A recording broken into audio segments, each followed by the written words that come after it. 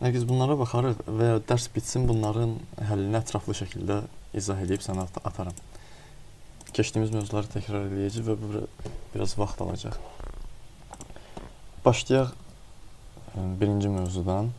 İlk keçdiyimiz dərs, yəni tanışlığı saymasaq, dəyişənlər və data tipləri idi.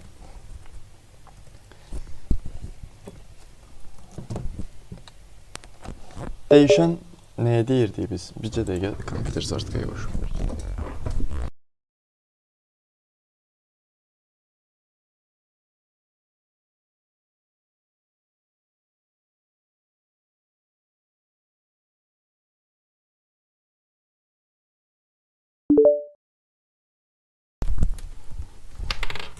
Dəyişənin tərifini bizə birinci dərsdə vermişdik.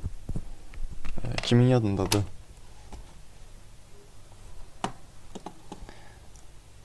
Almaz.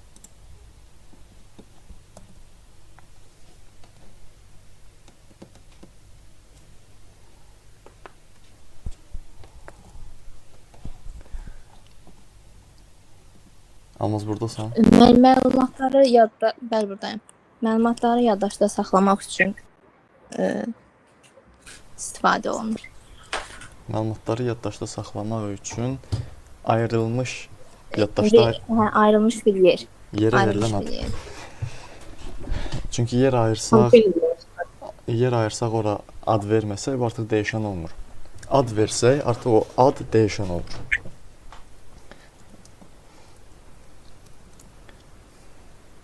Sonra data tipləri.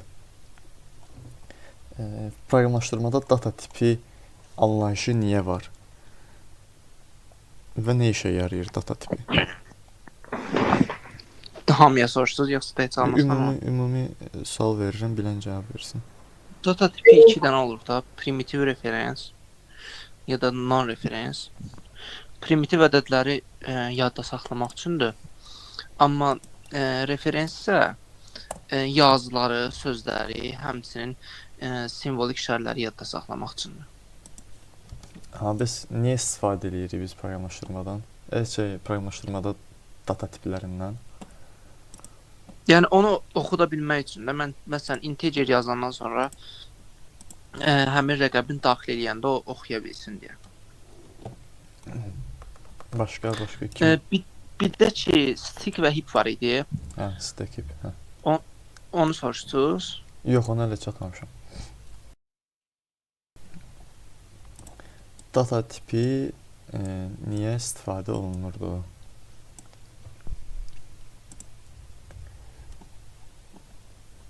Məlumatın növünə görə dəyişir də məlumatın məsələn rəqəm yoxsa başqa tipləri fərqləndirmək üçün.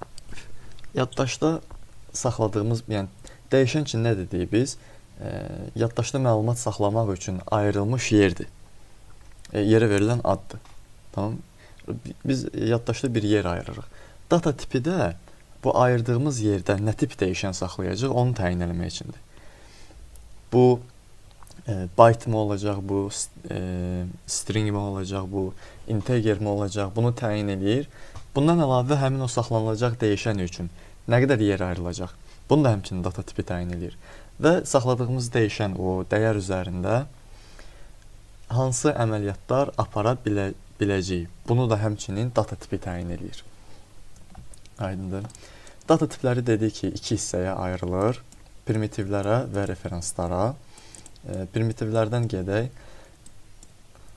Tam ədəd saxlayan primitivlər byte, short, int, long idi. Burada indi keçdiyimiz hər şeyin üstündən bir də keçməyəcək. Daha çox imtahanda sizə lazım olacaq onların üstündə daha çox duracaq.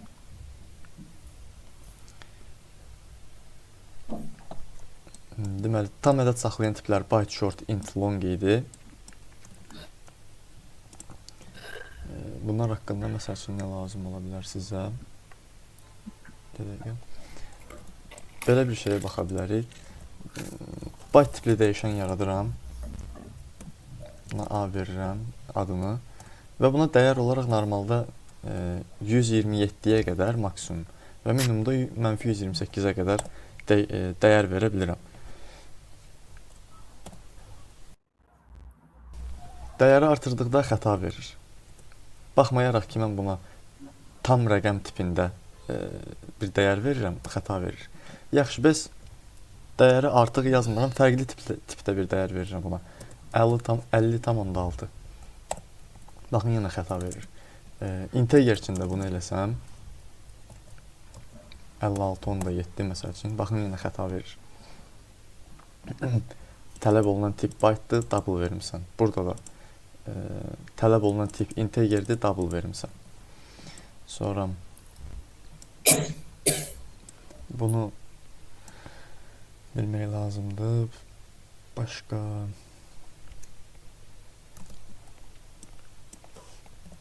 casting keçmişdik biz sizinlə. Type casting.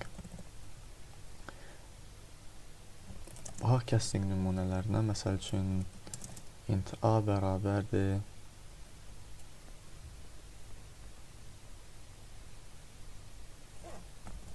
belə, birinci float yox, double tipli dəyişən yaradıram.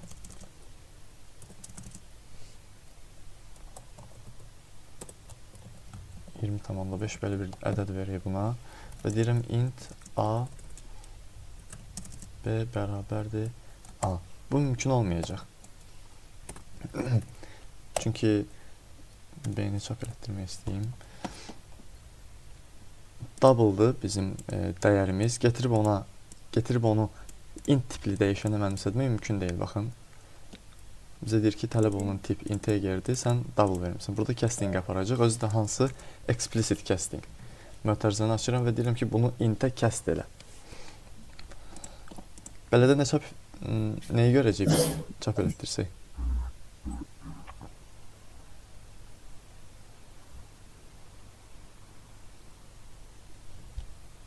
Belə bir sual düşə bilər sizə. 20 çıxır mənim. Baxaq. Faizi gəlir. Necə? Faiz gəlir. Nəsə. Məncə 20 çıxacaq, 20. Qarışdırdım mən. Yox, faiz yoxdur. Faizli bir şey yoxdur. Ran olsun, baxın, 20 çıxartdı. Niyə? 20 Yəni burada məcburi castingdir də. explicit, aşkar şəkildə. Hə. Bəli, bəli. Yəni birbaşa deyirsiniz ki, B-ni A-ya oxuduruq ona görə. Hə. Explicit casting gedir o. Casting. Deməli, burada dəyərimiz double tipindədir. Bu 20,5 double tipindədir.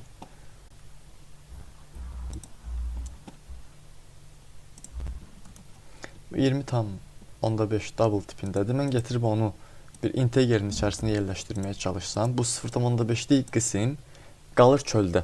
O keçmir heç cürə. Fikirləşsək ki, məsəl üçün böyük bir neysə götürmüşük, kiçik bir şeyin içinə qoymağa çalışırıq, bir hissəsi çöldə qalır. O çöldə qalan hissə artıq göz ardı olunur. Təbii ki, o Tam şəkildə veriləcək. Nəsə o idi, qarışdırmadım sayaq. bəli, tam şəkildə. Tam şəkildə verildi də. Hə. Bəli, indi yadıma düşdü. Eybi yoxdur, Fərrux.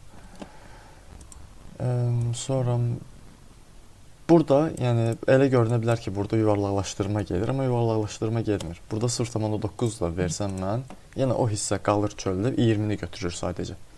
Sadəcə tam hissəni götürmədi, bu yuvarlaqlaşdırma deyil. Sonra burada typecastingdən əvvəl bir şeyə baxmaq lazımdır. Bəzi dillərdə məsələn boolean hansı tipləri götürə bilirdi? Hansı dəyərləri götürə bilirdi? True, false. Bəli. Ya true götürür, ya false. Bəzi dillərdə ola bilsin true false-la yanaşı 1-0 da götürə bilir və onu true false kimi yozur deyək də. Amma Java-da elə bir şey yoxdur. 1-0 götürə bilmir boolean. Yalnız true və false götürür.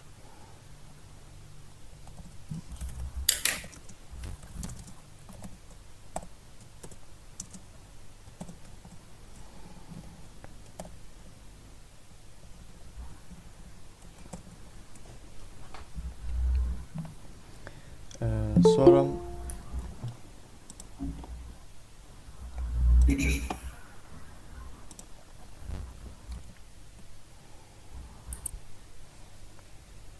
Başqa nə ola bilər? Tiplərdən char qaldı. Chara da Char baxaq. da bir simvol olaraq götürür. Bir simvol təyin edə bilirik. Özündə bəli bir simvol saxlaya bilər. Məsələn, bir hərf, bir rəqəm, bir və ya hərf və ya rəqəm olmayan bir simvol və təzə, fərqi yox, bir simvol saxlayır. Burada məsəl üçün belə bir şey yoxlayaq. Integer tipində B, ona mənimsətməyə çalışıram A-nı və mənimsəyir, yəni mənimsədilir. Və B-ni çap elətdirməyə çalışsam nə görəcəm?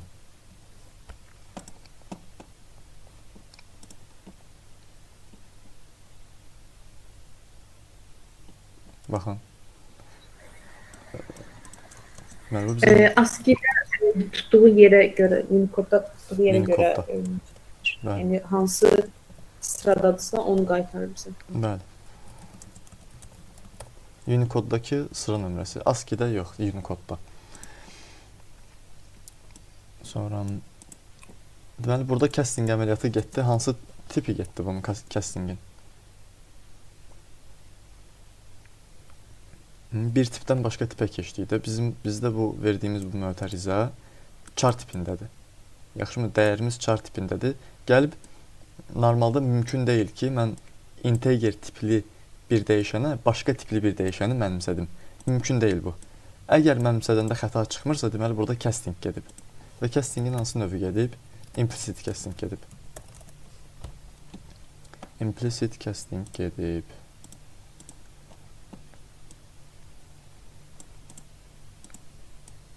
Unicode sıra nömrəsi.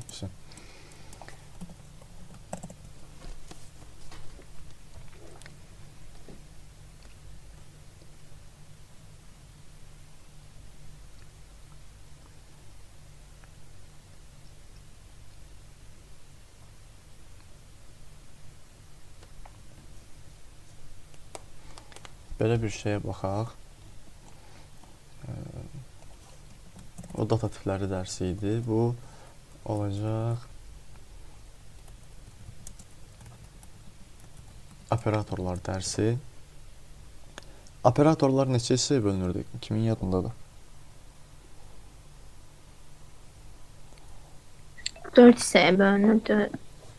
Aha, hansılardır? Məntiqi, mənimsətmə, aritmetik, bir də ki yadımdan çıxdı. Deməli, aritmetik idi, sonra Müqayisə, müqayisə. Ha, Müqayisə. daha doğrusu aritmetik, mənimsətmə, müqayisə, bir də məntiqi, bir də düzdür, bu növ sayılmır, amma birini də oraya əlavə eləmişdik, ternary. Ternary operator. Aritmetikdən belə bir şey var idi. Məsələn, integer A bir verək. Bunun adı nə idi? Və bunun adı nə idi?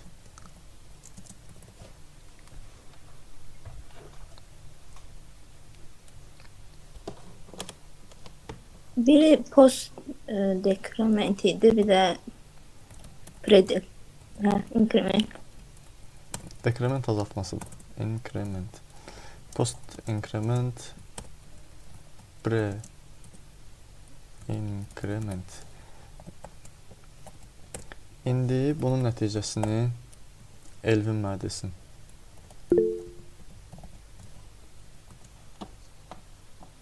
Ha, buyur Elvin. Burada Birinci, ümumiyyətlə bu ikisinin fərqində post increment birinci post increment Ha,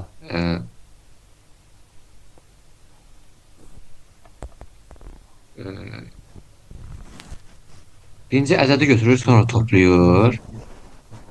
Hı. Pre-increment toplayır, sonra ədədi götürür. götürür deyəndə yəni belə. Bu ikisi də ədədi bir vahid artırır. İkisinin də işi əslində burada kesişir. Ədədi bir vahid artırırlar. Yaxşımı? Ve Bunun Bəli. fərqi Post nədir? inkrement sonradan artırır, pre inkrement əvvəldən artırır. Bu Necə? ədədi birinci belə deyək, V2 bölünsün V1 bərabərli 3 olar. bu ədədi artırır, amma ədədin əvvəlki dəyərini istifadə eləyir. Bu ədədi artırır və yeni alınan dəyəri istifadə eləyir. Belə demək olar. Məsəl üçün, indi bunun cavabını dedim bayaqları bir dədə 1. 1 çıxartacaq. Əslində burada, yəni bu icra olunandan sonra A-nın qiyməti 2-dir. Artırıb A-nın qiymətini. Amma əvvəlki dəyəri istifadə eləyir. Yəni 1 olan Əvvəlki dəyər getirir. 1 olan dəyəri istifadə eləyir. Onu çıxartdırır. Amma biz arxada baxsaq yaddaşda görəcəyik ki, A2-dir. Hardan bilirəm? Çünki A-nı tezdəndən çap elətdirməyə çalışsam, bir daha A deyirəm. Burada biləcəyik artıq. Burada A-nı artırıram, amma burada artırmıram.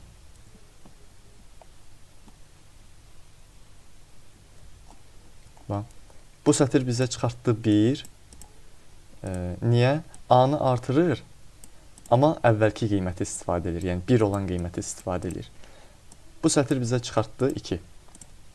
Bəs burada belə yazsam, bunda nə çıxacaq?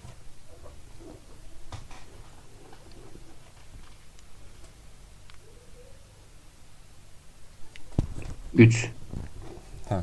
1, 3. Çünki bu da var, bu da bizə bir qiymət qaytaracaq.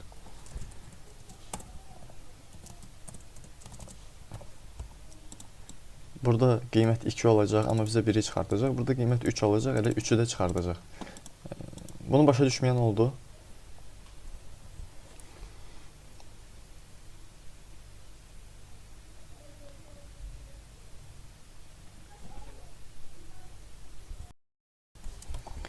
Yoxdursa keçək. İmtahanda belə aritmetik, assignment kimi sözlərdən istifadə olunmasıdır. Yəni kod kim bilirəm, belə terminlər bilmirəm. Yox, termin elə sən deyən yoxdur. Ya olsa belə orada köməklik göstəriləcək. Nəyi başa düşməsə sözün mənası soruşacaqsınız, bildiriləcək. İnteraktiv imtahanımız olacaq.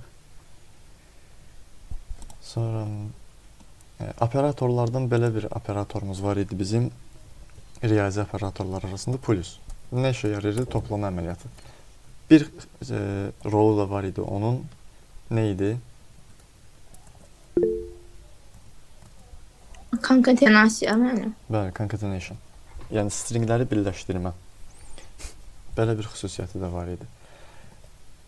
Əgər plus operatorunun hər iki tərəfindəki dəyər rəqəm olarsa, ya ədəd olarsa, necə bu toplayacaq?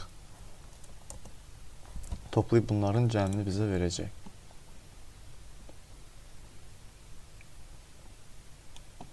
Baxın 95. Əgər hər iki tərəfdəki string olarsa, bunlar birləşdiriləcək.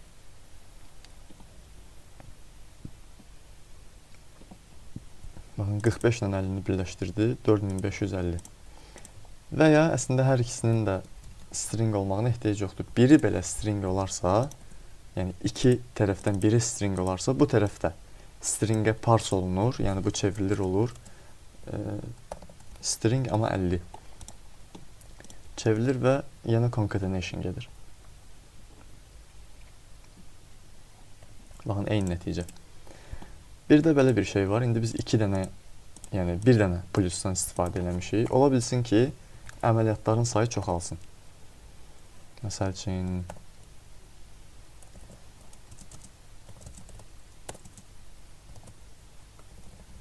əməliyyatların sayı necə çoxalsın? Belə bir şey olsun. Burada nəticə nə olar?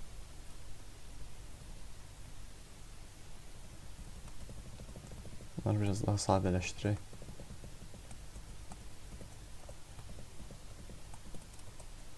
Nə olar nəticə?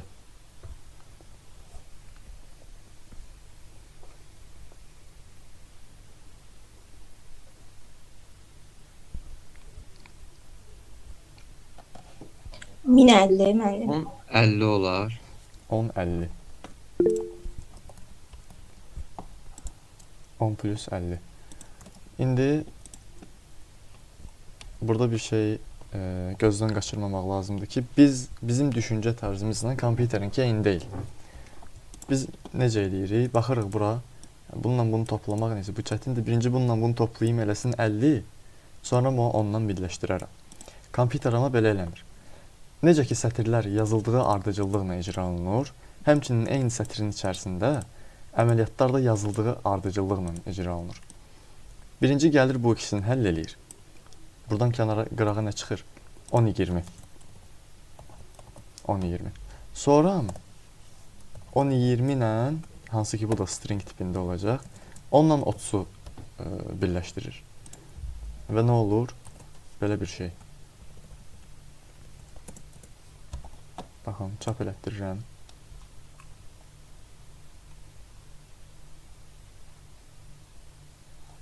Gördünüz? Yəni gəlin bu ikisini toplayım 50 eləsin, sonra onu 10 ilə birləşdirin. Belə eləmir. Necə yazmışıq, o cürünə də gedir. Deməli, bu olur növbəsi ilə 10, 20, hansı ki bu da string olacaq, plus 30, dalınca da 10, 20, 30. Bu şəkildə. Bunun niyə string olduğunu bildiniz?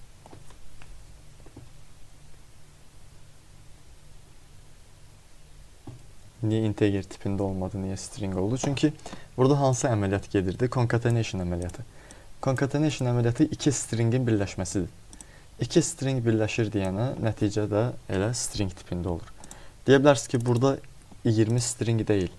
Niyə deyirsiniz iki string birləşir? Çünki biz bunu yazanda Java görür ki 10 ilə 20-ni toplamaq mümkün deyil də. Burada concatenation gedəcək. Bu tərəfdə integerdir. Integeri çevirir eləyir string. Sonra da iki stringi birləşdirir. Bunun növbəsi, yəni yazılış ardıcıllığı fərqli ola bilər. Onda baxaq necə olacaq. 10, yenə yazıram 20, 30. Bu dəfə stringimiz 30 olsun. Burada nə olacaq? 30-30. Hə, bu dəfə olacaq 30-30. Yenə növbə ilə gələcək. 10 ilə 20 aralarında plus işarəsi. İkisi də integer tipindədir. Yəni toplamaq mümkündür. Toplayır bunları. Toplayır. 30 qalır geriyə. 30-30 bu şəkildə. Bundan da alınır 30-30.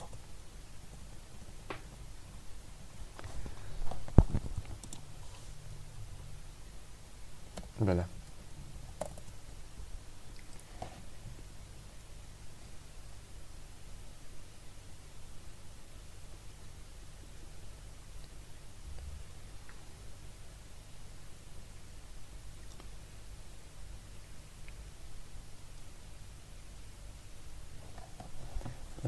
Operatorlardan beləsi də var idi. Mənimsətmə operatorlarında, məsəl üçün integer tipində A yazıram.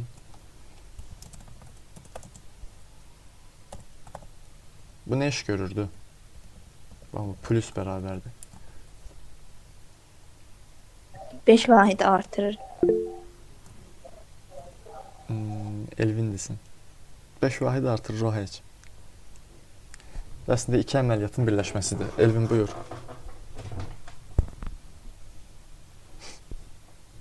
Burada elə A-nı 5 vahid artırır da, yəni başqa bir şey var ki burada. Bəs A-nı 5 vahid artırırsa bu nə edir? Bununla onun fərqi nədir? Xəta verməyinə baxma. Bu da A-nı 5 vahid artırır, bu da A-nı 5 vahid artırır. Fərqləri nədir? Həm 5 vahid Yuxarıda A-nı 5 vahid artırıb, həm də A-ya mənimsədir. Bəli. Aşağıda sadəcə toplayır. Bəli. Mən bu əməliyyatı eləsəm, düzdür, nəticə olaraq belə bir şey alınacaq, 6 alınacaq burada. Amma bu bizim yaddaşımızda əks olunmayacaq. Bizim stackdir. Yazmışam integer A bərabərdir 1. Bir yer ayrılır. ad verilir buna A və qiymət verilir 1. Mən bunu yazanda düzdür, yəni bu 1 gəlir, oturur bura, 1 plus 5, 6 kimi bir nəticə alınır burada. Düzdür, 6 nəticəsi alınır. Amma yaddaşda bu əks olunmur. A-nın qiyməti hələ də 1-dir. Bunu dəyişmək istəyirəmsə, dəyişənin qiymətini dəyişmək istəyirəmsə, mənimsətmə əməliyyatı aparmalıyam. Yəni, bunu yazandan sonra bir deməliyəm ki, daha doğrusu yazmamışdan qabaq deməliyəm ki, A bərabərdir bu. Artıq mənimsətmə əməliyyatı aparılacaq. Buradan alınan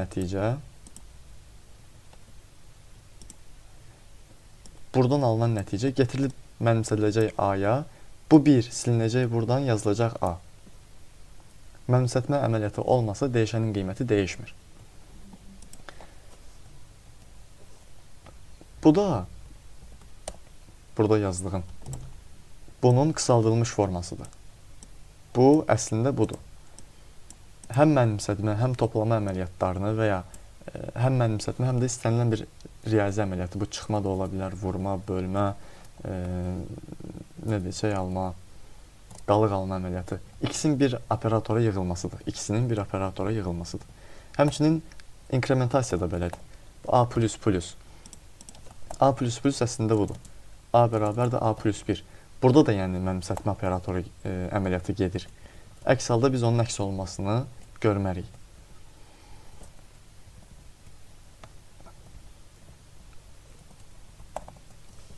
Burada belə bir şey görsəz çaşmayın, yəni bunu siləyim. A plus bərabərdir 5. Belə bir şey görsəz çaşmayın. Bu nəticəni çıxardacaq elə. A plus 5, yəni A 1-dir, plus 5 eləyir 6 və 6-nı çıxardacaq.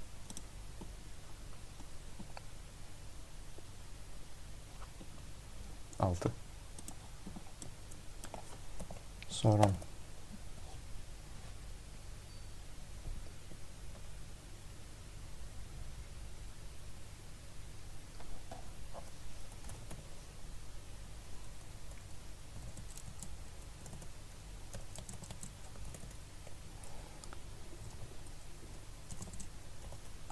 nəticə nə olacaq?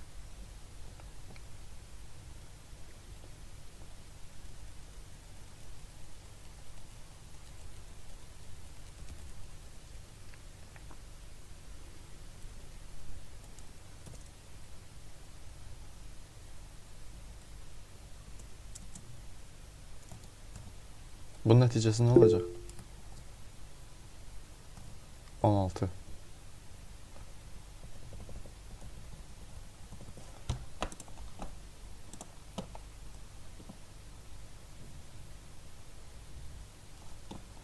Bəs səbəb? İndi burada niyə bu 0,5'lik hissə itdi?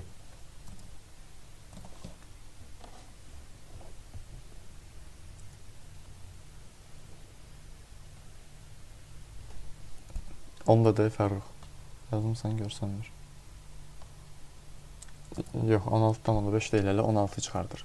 0,5'lik hissə itir. Niyə itir?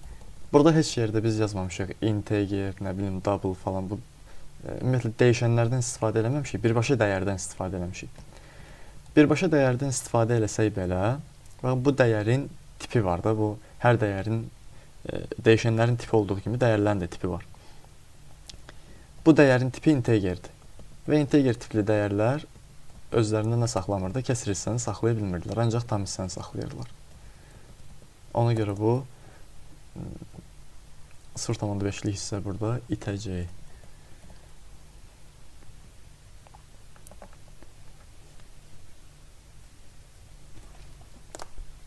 Keçək şərt operatorlarına.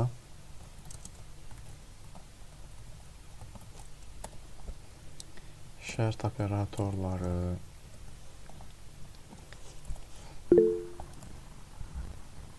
Buyur Elvin. Şərt operatorları if, else, else if onlardır. Başqa? If və else if içərisində şərt vermək olur. else də olmur. Operatorlardan birinin keçdin üstündən. Neydi o? Birini demədim. Bir If else bir də ki switch. Switch case Switch mənim. Bəli, bəli. Bir də switch, ona da baxacağıq. If-ə baxaq. Deməli, if-də belə bir şey var ki, biz həmişə nə edirdik? Bura bizə ya true ya da false qaytaran bir şərt verirdik. Yaş verirdik məsəl üçün və deyirdik ki, burada şərti qoyurduq. Əgər yaş böyüdürsə 18-dən. Onda sistema printline nəsə. İndi deməli, bu bizə ya true qaytarır, ya false. Bunu bağlayıram. Deyirəm sistema printline. Bu bizə boolean tipli bir dəyər qaytarır. Bunu sistema printline içinə qoydum. Beləcə qaytardığı dəyəri gözümdən görəcəm. Baxın, true qaytardı. Çünki şərt ödənir. Buradan age-i azaldaq, 17 eləyək.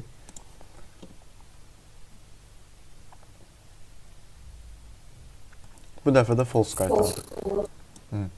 İndi biri var, mən bu if-in içərisinə şərt verim, bayaq yazdığım kimi, bu şəkildə bir şərt verim. Biri də var, o şərtin qaytara biləcəyi bir dəyəri istifadə edeyim. Məsəl üçün, bizdə bu şərt nə qaytardı? Ya true qaytardı, ya da false qaytardı da. Mən birbaşa bura true və ya false yaza bilərəm. Baxın, if true. Yəni, bu o deməkdir ki, bura bir şərt qoyulub, istənilən bir şərt və o şərt ödənir. Fikirləşin ki, mən bura yazmışam bunu. Belə olsa, burada 20 olsa bu bizi geriyə nə qaytarır bizə? Qaytarır true. Mən götürüb true'nu birbaşa yazıram bura. Yəni, belə bir şey mümkündür. Bura götürüb true və false yaza bilirəm. Bunu else qoyaqmı?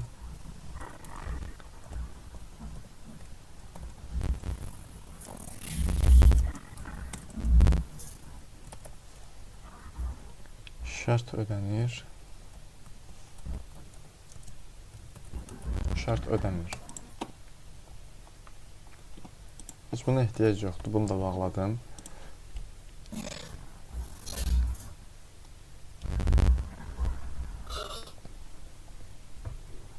Baxın, şərt ödənir.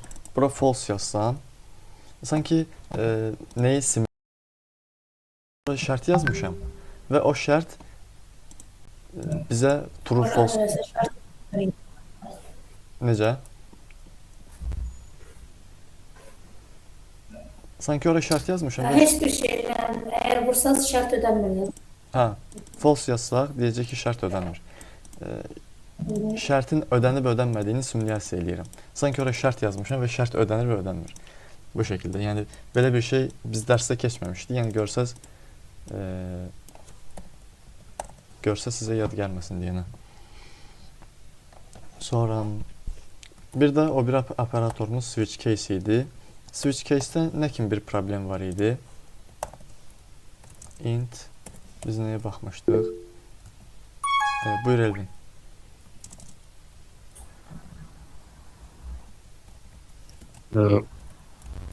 Verilən dəyərə qədər gedirdi. Məsələn, 4 verilibsə 4-ü çıxardırdı. Ondan sonra break verməsək, ondan sonra kar da çıxardır. Sağ ol. Break vermək söhbəti. Switch case-də, yəni əgər Java 13-dən sonraki o təzə switch case-i nəzərə almasaq, bu köhnə switch case-də bir problemimiz var idi ki, əgər break verməsək, ödənən şərt və onunla birlikdə digər şərtlər də çap elətdirirdi. Ertəsi 2 dənəsini yazaq, bəsdir. Case 2 Sistema printline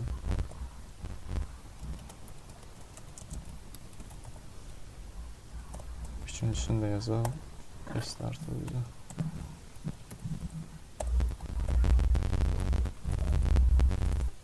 Şimdi tamam. 5 vermirəm, mən buna verirəm 2. Baxaq nə eləyir.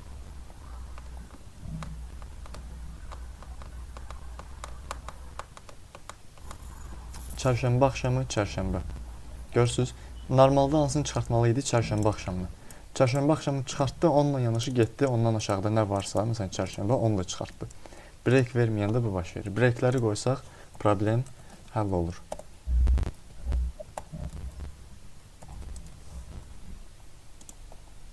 Breakləri qoydum. Çərşənbə axşamı. Switch case də belə.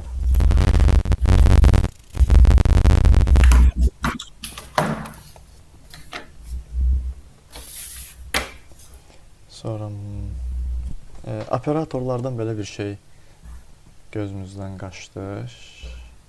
Baxın, burada yazaq.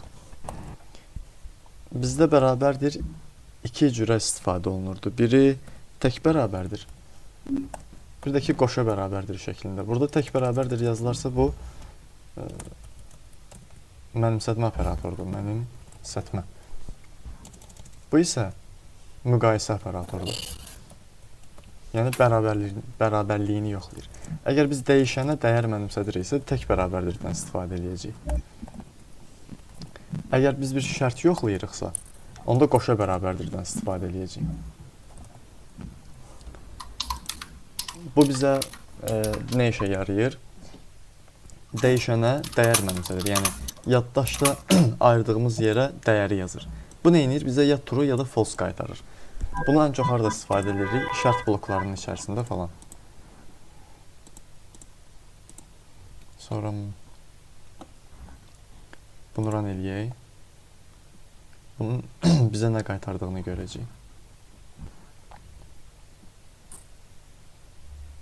Baxın, true qaytarır. Əgər belə bir şey görsəz, if A bərabərdir, nə bilim, neçəsə, bilin ki, burada xəta var. Baxın, bu özü burada bizə xəta verir. Burada nə olmalı idi? Qoşa bərabərdir olmalı idi ki, düzgün müqayisə getsin.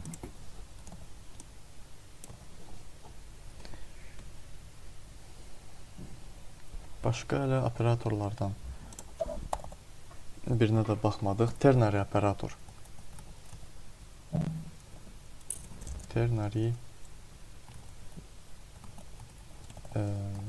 operator nə işə yarayırdı? Aydan buradadır. Bəli. Ternary operator nə işə yarayırdı? Yadındadır.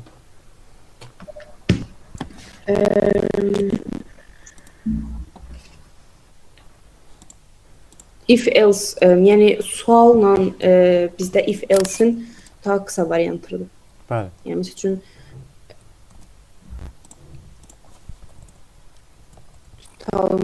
nəyisə şərt qoyuruq, mötərizə içərisində, sonra sual qoyuruq, sual yazdırıq daha doğrusu. Sonra əgər məsəl üçün budur şərt doğrudursa, bu çıxsın, əks halda məsəl üçün digər variant. If else-in sadəcə qısalaşdırılmış forması. Əks halı necə bildirirdin? Alt üst nöqtə ilə. Bəli, qoşa nöqtə ilə. Səhvdir. Bu şəkildə bu bizim ternary operatorumuz. Burada bir şərt veririk. Məsəl üçün age böyük bərabərdir 18. Niyə xəta verir? Sintaksim düzdür. Sintaksizm düzdür, amma ki xəta verir bizə. Bir dəyişənə təyin eləməliyik. Bəli. Ya dəyişənə təyin edirik bunu, dəyişənə mənimsədirik. Məsəl üçün string, dəyişənin tipi string olacaq, çünki mən burada 2 dənə string qaytarıram.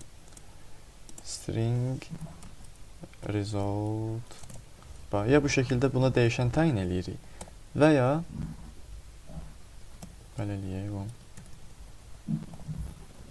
Dəyişən təyin eləməsək belə, bunu biz bir dəyər kimi istifadə eləməliyik. Bir dəyər kimi bunu istifadə eləməliyik. Necə? Bunu bir sistema ad print line içərisinə qoyaram mən məsəl üçün.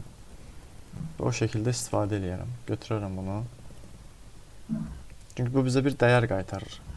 Əməliyyat görmür, özü üç bir əməliyyat görmür, sadəcə dəyər qaytarır geriyə. Və mən o dəyəri istifadə etməliyəm. Ya bir dəyişənə mənimsətməklə, ya da çap elətdirməklə falan.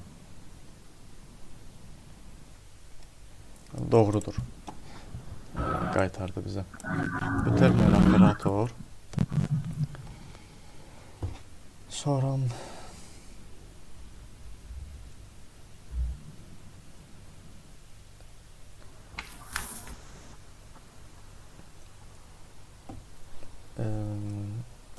keçək dövrlərə.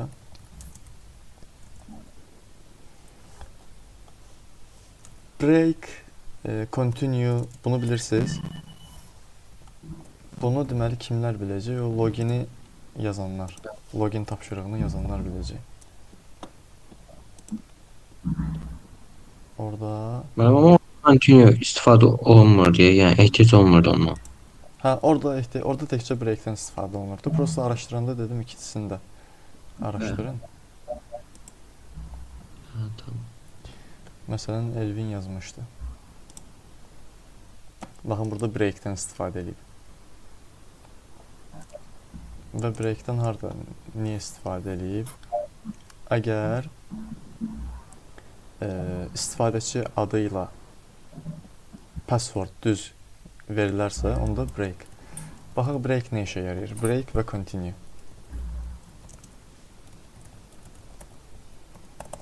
Amma return da bura aid idi də.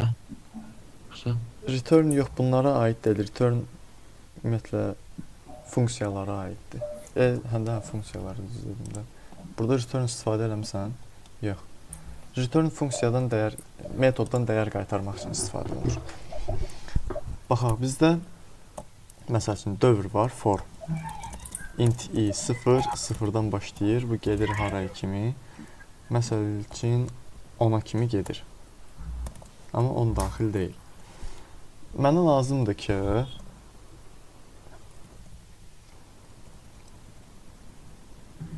i-nin dəyəri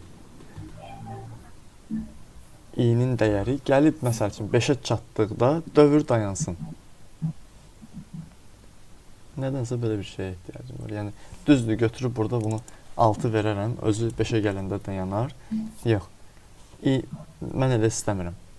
Tutaq ki, mənim böyük bir databazim var, məsəl üçün deyək. Böyük bir databazim var.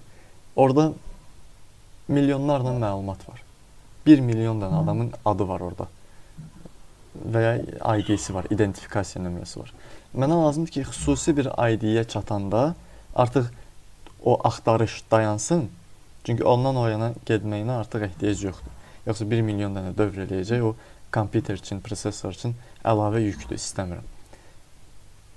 100-cü ID-yə falan çatanda dayansın istəyirəm. Necə edirəm? Break yazıram ki, əgər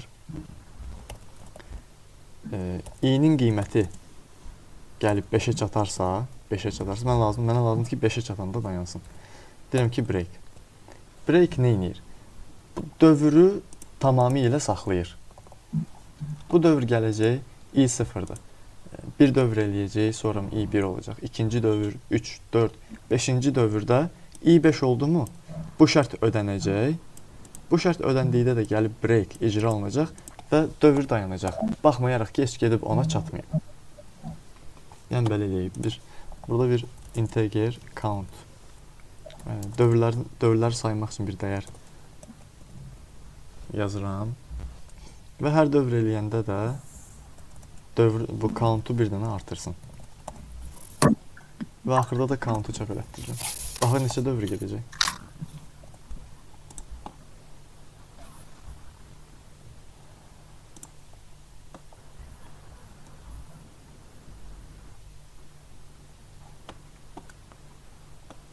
Altı dövr. Tam i5-ə çatanda artıq 6-cı dövr eləmiş olur. Bunu birdən başlatsaq. Belə daha yaxşıdır. 5 dövr. Artıq i-nin qiyməti 5-ə çatanda break icra olunur və kursor dövr eləməyi bitirir. Çıxır dövrdən kənara, gəlir bunu icra edir. Dövrlərin sayı, burada countla hesablayırdıq da, dövrlərin sayı olur 5. Break nə üçün oldu? Dövrü tamamən bitirmək üçün.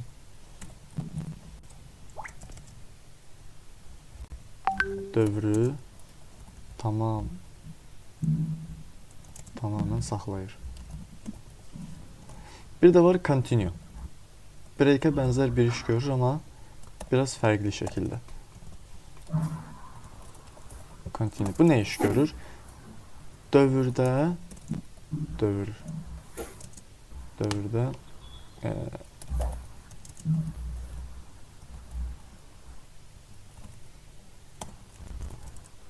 dövrdə həmin iterasiyanın üstündən keçirdiyi. Yəni həmin iterasiyanı icra eləmir və keçir gedir üstündən. Yeni bir dövrümüz olsun, integer. Bu da ona kimi. Və deyirəm ki, əgər i-nin qiyməti bərabərdirsə, məsəl üçün 4-ə, onda continue. Və bunların hamısını çap elətdirəcəyik biz. Məsələn, belə eləyək. I-nin qiymətlərini çap elətdirirəm. Gəlin, baxaq, bu nə verəcək. Nəticəyə baxıb biləcək ki, nə iş görür bu. Baxın, 0, 1, 2, 3, 4 yoxdur. Amma 5, 6, 7, 8, 9 var. 4-ə çatdıqda, i-nin qiyməti 4 olduqda. I-nin qiyməti 4 olduqda, gəlir bura, baxır ki, bu şərt ödənir. Şərt ödəndikdə continue icra edir. Continue icra olunanda nə olur? Gəlib artıq bura düşmür. Continue icra olundu mu? Buradan o yana getmir dövr. Qayıdır bir də ən başa. Başlayır i5-lə tezəndən getməyə. Ona görə burada 4-ü biz görmürük. Baxın, burada 4 əksi idi. 3-dən birbaşa keçib 5-ə. Bunun səbəbi continue'dur. Sonra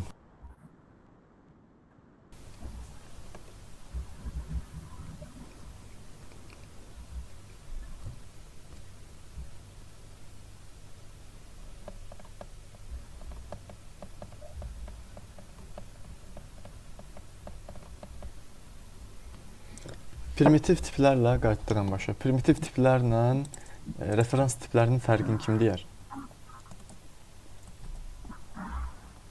Nayda xanım, buradasınız? Evet, buradayım. Buradayım ben. Kimden soruşdunuz? Belə ümumi sual verdim, amma ki cavab verə bilərsiniz siz. Bayaq dedik də. Yo, məncə demədi. Primitiv tiplərlə referens tiplərin fərqini demişdiniz. Ha. Bayaq dediniz. Yani hətta özünüz deyiz axı. Buyurun. Primitiv tiplə referens tipi deyim mən, siz deyirsiniz. Yo, deyin, ne istəyirsiniz? Yo. Fərq İlkin. Yo, bayaq sən dedin, bilmirəm. Mən soruşdum ki, data tipləri ümumiyyətlə nə işə yarayır? Sən şeyi izah elədin. Primitiv tiplərlə referans tiplərin fərqini izah elədin. Onu biləm, o yadımdadır. Bəli. Sadəcə Nayda xanım cavab verə bilərsiniz Nayda xanım. Primitiv tiplərlə belə deyim, referans tiplərinin arasında fərq oydu ki, primitiv tiplər byte, short, int, long tam rəqəmləri özündə saxlayırdı. Referans tipləri isə qısa rəqəmləri və sözləri mi deyim ki, nəsə bunları özündə saxlaya bilir. Bəli, yo, düzdür. O onların xüsusiyyətidir. Amma sizə Fərrux məsəl üçün düz deyir. Biri dəyərin özünü saxlayır, birisi obyektin ünvanını saxlayır özündə. Sizə sual verilsə ki, məsəl üçün, mənim tutaq ki, bir klassım var, klassımın adı kardır və bu kar tipindən yaratdığım belə verilə bilər ki, sual məsəl üçün, bu kar tipi, biz bilirik ki, ümumiyyətlə bütün klasslar referans tipləridir də, bütün klasslar referans tipləridir. Yaxşımı? Bu kar niyə referans tipi sayılır? Yəni bunun adı niyə referansdır? Cavab Fərruxun yazdığı məsəl nədir? O tipdə yaradılan bir dəyişən özündə dəyər olaraq ünvan saxlayacaq. Və yaddaşda obyekt kimi saxlanılacaq. Ona yəni bərabərdirdən sonra verdiyimiz hissə o yaddaşda obyekt olaraq yaranacaq və özündə referans saxlayacaq. Obyektin ünvanını saxlayacaq. Bu şəkildə. Cavab budur.